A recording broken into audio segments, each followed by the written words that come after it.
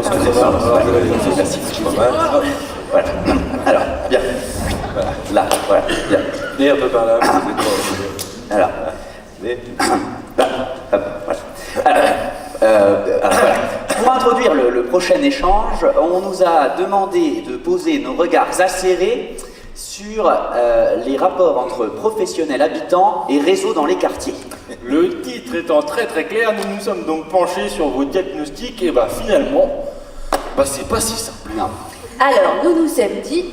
Ça doit être fait exprès. Et comme le dit le dicton, le proverbe, si l'eau de la mare est claire, c'est facile. Tu vois le fond. Mais quand l'eau devient trouble, forcément, c'est profond. Bon. Pour y voir plus clair, nous allons donc avoir besoin de vos lumières. N'hésitez donc pas à être un peu fêlés pour ce qui va suivre. Pour étudier ces rapports, il nous faut d'abord identifier les différents acteurs. Il existe différentes façons de diagnostiquer ces groupes d'acteurs. Pour distinguer les acteurs, il faut s'intéresser à l'intensité de leur relation au projet. Et là, il y a clairement 3 familles. C'est pourquoi nous allons vous demander de lever la main quand vous serez désigné. Ouais. Non, quand vous serez désigné. Ok? Ok. Ok. Alors, les acteurs touchés, ceux que le projet affecte directement, les habitants, quoi. Alors, Les habitants. il n'y en a pas. Il y en a pas. Ah, Si.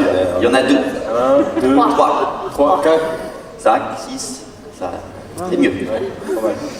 Ça fait 6. Ça passe. Les acteurs concernés, ceux qui ont un rôle dans la marche du projet. Les élus, les administrations. Non, ils sont oui. Et enfin, Eh bien, les acteurs intéressés, ceux qui s'impliquent de façon plus ou moins ponctuelle sur un aspect ou l'autre des projets, les associations, les experts. Voilà. Ah oui. Ouais. Mais Il y en a un paquet. osons aller plus loin dans l'identification des acteurs. Alors, Oui. d'où cette question. Qui parmi vous se sent décideur? Alors, on parle là des élus concernés, des chefs de service et des administrations ayant un pouvoir décisionnel sur ce projet. Il n'y a pas de décideur. Pas de bol. Là, on n'a pas de bol. bon, Voilà. qui se sent opérationnel? Oui, vous devez être chargé de la gestion concrète des projets, les représentants d'associations,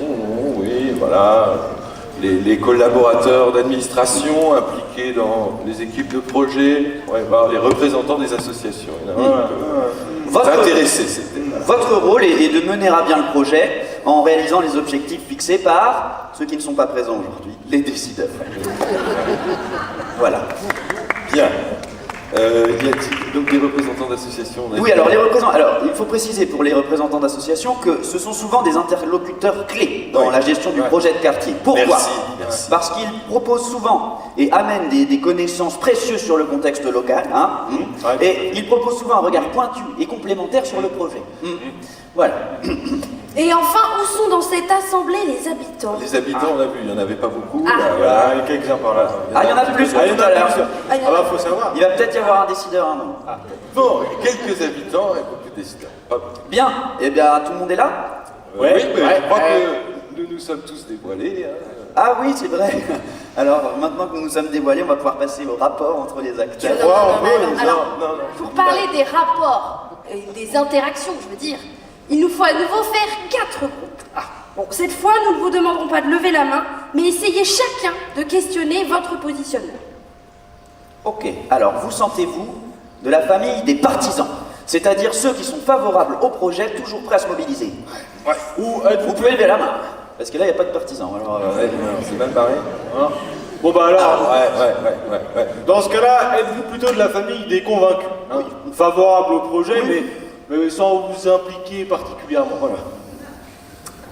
Feriez-vous partie du groupe des sceptiques?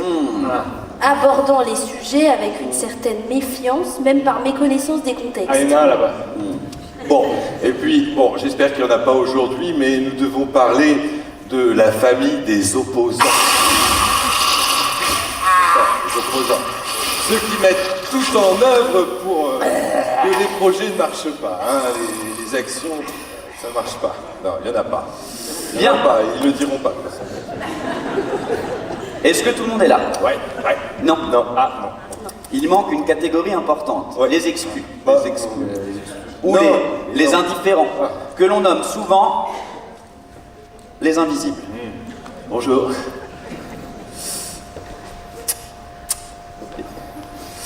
Il nous faut toujours tenter de nous mettre dans la peau de ces usagers absents.